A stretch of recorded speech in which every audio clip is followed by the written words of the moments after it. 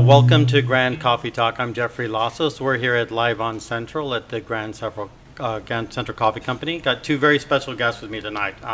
Julie Myers, a social political activist here in Arizona, and Paul Penzone, running for Maricopa County Sheriff's Office. Paul, you want to tell us a little bit about yourself for those audience members who don't know who you are? Absolutely. First of all, thank you for this opportunity. It's nice to sit with you here. It's a great environment, so not a bad place to do an interview.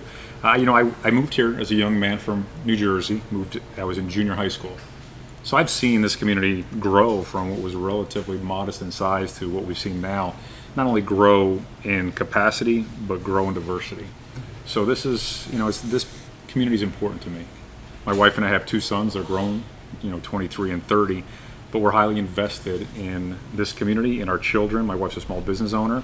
I spent 21 years with the Phoenix Police Department, and my choice to become an officer was one where I had some exposure to law enforcement because my mother worked in the court system, but I met a police officer on career day as a senior at Cortez High School, and when I interacted with that person and just the way that he presented himself and how he spoke and what he represented in law enforcement was very inspiring for me.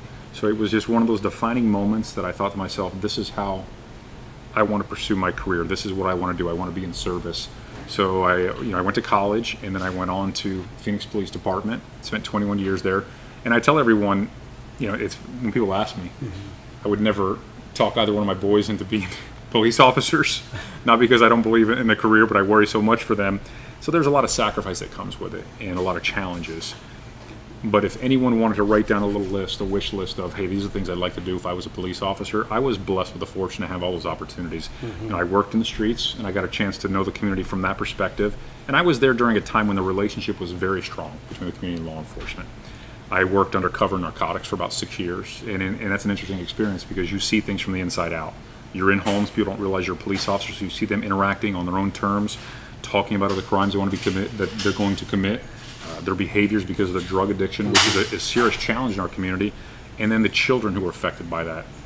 I spent 3 years in a federal task force with DEA, so I did conspiracy level cases all over the nation, traveled all around doing things, and after that I promoted, went back to the street, and I spent some time in administration. And it's kind of a funny story to tell because I was asked to take that role, which for me was uncommon. You're behind a desk and you're watching budgets, and I was a go-getter. I always want to be out there chasing bad guys. And the commander said, well, the reason I want you to do this is because I need someone who's connected with the officers on the street, that you're making decisions for their best interest when it comes to how we're spending dollars. And you learn a lot about discipline and budgets, which is important. And then I ended my career running a silent witness program. And hopefully most people are familiar with silent witness. I like to tell everyone it was a redeeming moment for me because I spent all this time chasing people who are committing crimes from the context that, it's constant conflict, for lack of a better description. You're dealing with people on bad terms on a bad day. Then also you go to silent witness, and you're dealing with victims and their family members, and you see things through their eyes, and you remember that you have a responsibility and commitment to serve this community. And there are a lot of people who have been harmed in some capacity and need compassion as much as they need strength. So I spent 7 years there during the baseline killer and serial shooter case, and I retired in 2009. Very content, very happy. Went into the private sector to work with some nonprofits. And I just would tell you that I was disappointed when I've seen from leadership in the sheriff's office, because I feel like our sheriff has lost sight of what it means to serve people, to put their needs ahead of his own, and that's what led me to this. And one of the things that you just mentioned there, because coming out of retirement and a full extensive career, you just answered what brought you back into wanting to run for office and stuff. Jill, do you have any questions at this point on this? Well, after listening to your story, I'm wondering, you've been all around the country. You probably could have had an opportunity to go even higher in federal law enforcement. Why stay here in Maricopa County? I love it here. I think this is a great place to live. It's a great place to have a family. As I said, my wife's a small business owner. And, I've had the opportunity to experience all those different places. But I don't think there's anywhere else I'd want to live, even during the summer months. We can suffer through 3 or 4 really hot months, but the rest of the year, the diversity here, the people, the growth, seeing the change in the direction, I feel like Arizona is finally acquiring its own personality. It's not that we didn't have personality in the past, but culturally and otherwise, if you were somewhere else and you said, what is Arizona? Tell me about it. What's the food like? What are the people like? I don't know that we really were defined. I feel like we're coming to this place where we're defining ourselves. And a big part of that is our leaders. Yeah. And I don't believe that law enforcement should be They should be the tip of the spear when it comes to fighting crime and keeping the community safe. They shouldn't be the tip of the spear when it comes to defining the reputation of a state, unless it just says, hey, this is the safest county in the nation, which is what I would love for it to be. So I stay here because I love it here. And I always give credit to my wife that when I was disappointed in what I'd seen from leadership, she was the one who said, hey, either do something about it or stop complaining. And that's the truth. Either you're going to be part of the solution or you're going to watch this continue to fail in some capacity if you're not willing to put the work in. We're going to take a little break here, and we're going to come back. We're going to get into the meat of the campaign, his candidacy, and also his vision for the MCSO.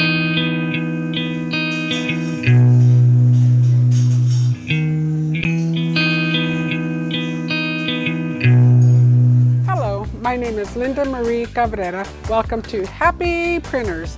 I'm a Phoenix native, and I've been in the printing business since 1972. If you have a business, we can help you with your printing needs. We have next day business cards as low as $25. We also print labels, proposals, flyers, rubber stamps, and more. We make custom invitations for all events like baby shower, quinceanera, wedding, but hopefully not in that order. Here at Happy Printers, we believe in supporting local businesses and encourage you to do the same.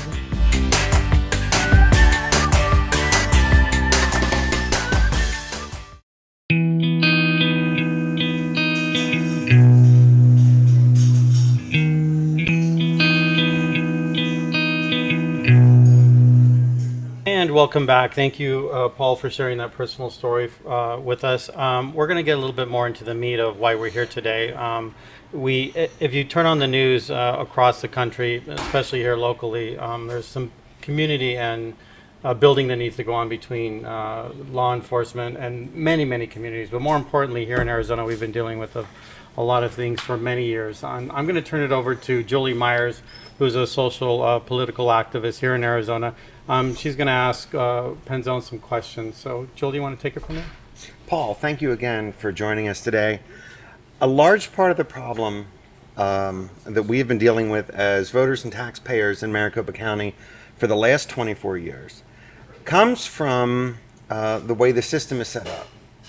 There's not a lot of control over the elected sheriff of Maricopa County.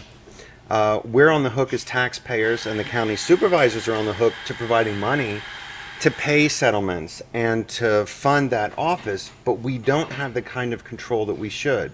What are your suggestions for changing the way the system is set up for sheriffs?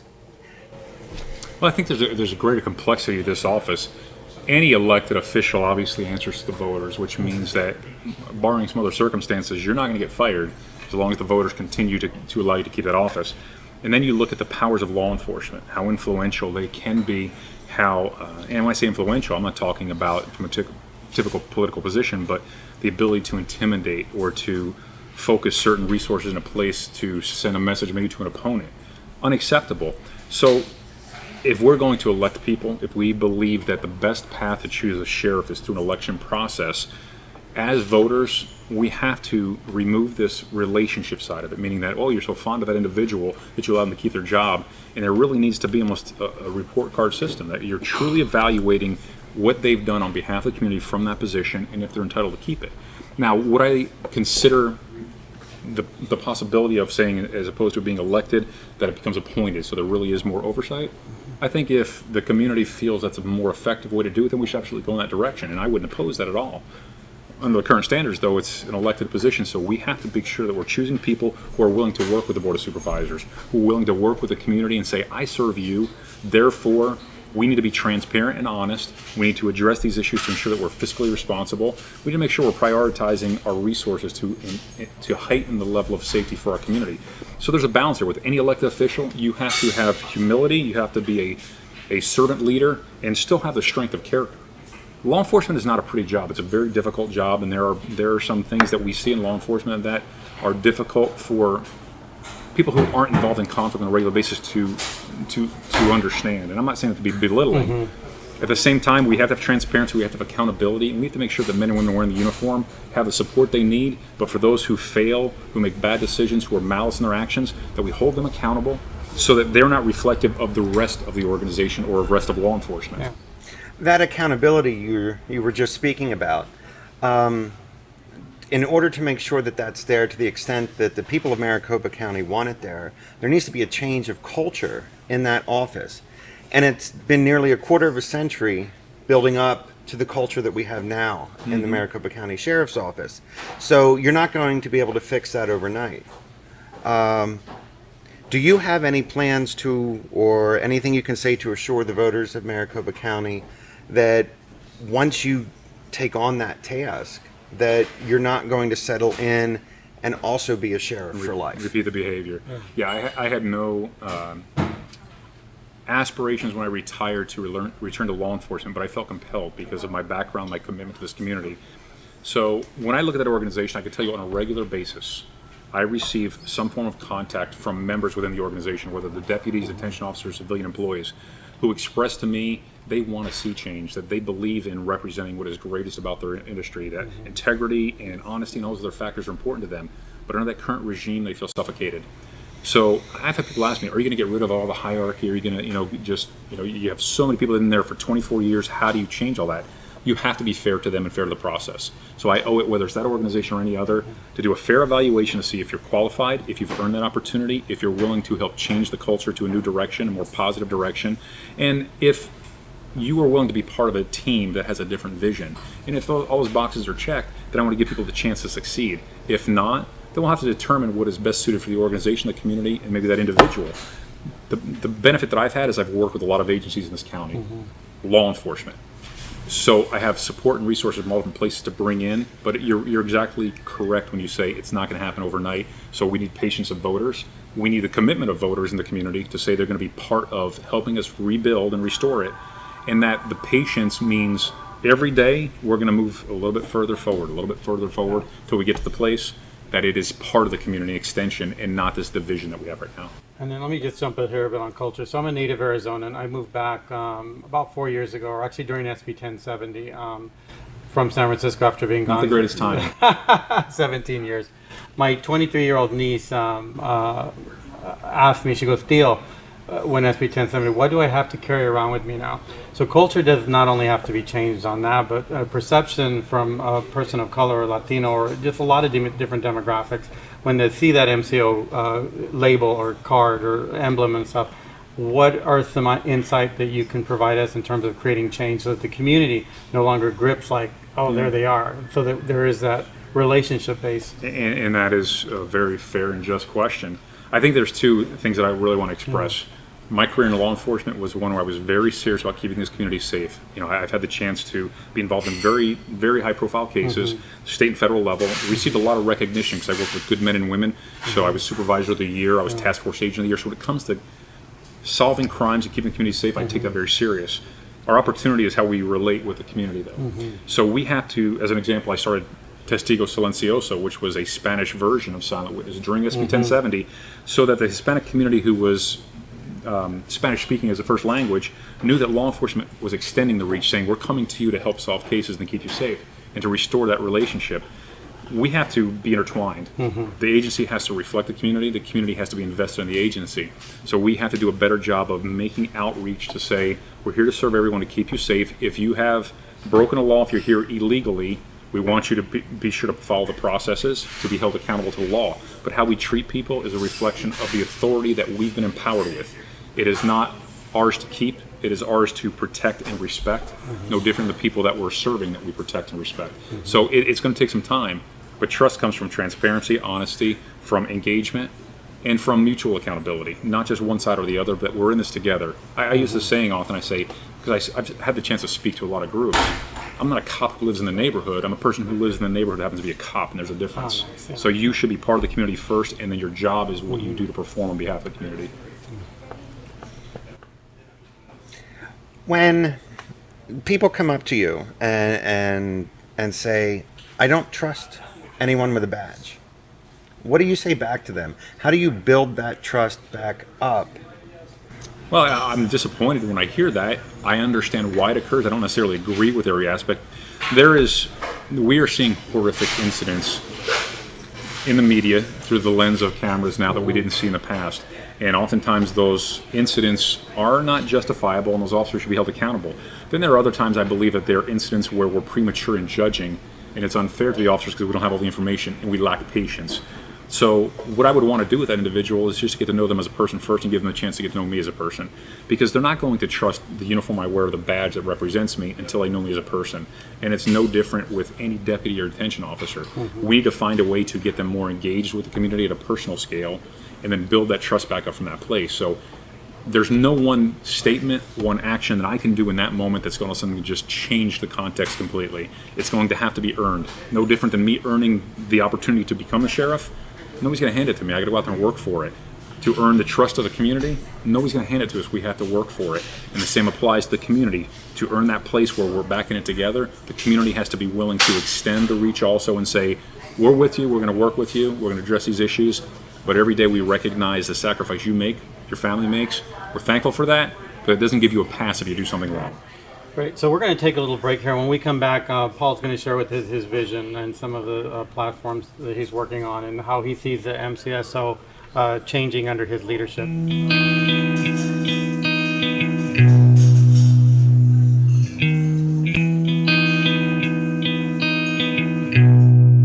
Divorcios y bancarrota, $200 es nuestra cuota. El divorcio y la bancarrota son procesos muy estresantes y costosos. Deja que yo te ayude. No tires tu dinero a la basura. Sherry Barrios te puede ayudar con la preparación de documentos legales. Yo soy Sherry Barrios, preparadora de documentos legales. Para más información, búscanos en Facebook, 200 Divorcio y Bancarrota, o llámanos al 602-253-5292.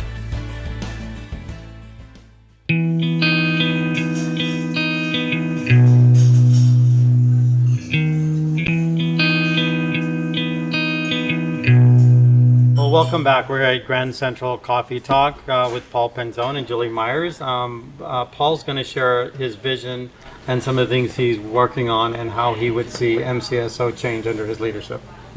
Well, my vision is probably the same vision that I had when I became a police officer. And that is, we have a community where law enforcement is focused on our safety first and foremost. And that anything above and beyond that it would consider extracurricular or propaganda that we've seen in the past is no longer part of the process. I use kind of a silly example, and I hope that people can relate with this. But if you're a sports fan, it doesn't matter what event you go to, whether it's basketball, football, whatever you enjoy. If you go to a game and there's that competition, and the officials in the competition are so overly involved, or over officiating, that you don't enjoy the experience anymore because it becomes they're the center point, then it wasn't an experience that you would want to have again. Life isn't much different. Law enforcement is meant to keep us safe. It's meant to execute operations on our behalf so that our community is safe and we can go about our lives and enjoy them. So if law enforcement gets out of that lane of doing what it is they're asked to do and is so volatile or divisive or any of those things where it's always drawing attention for the wrong reasons, we're not enjoying our lives. We're not experiencing it. I want to know that I'm safe without you having to tell me how great you are or how safe it is because of you. Yeah. There's a lot of strength and humility. So I want that organization to be one where the good men and women in there are appreciated for what they do. They take pride in it. They receive training. They have the resources. They have the backups and the staffing that they need to be safe so they can do their job well.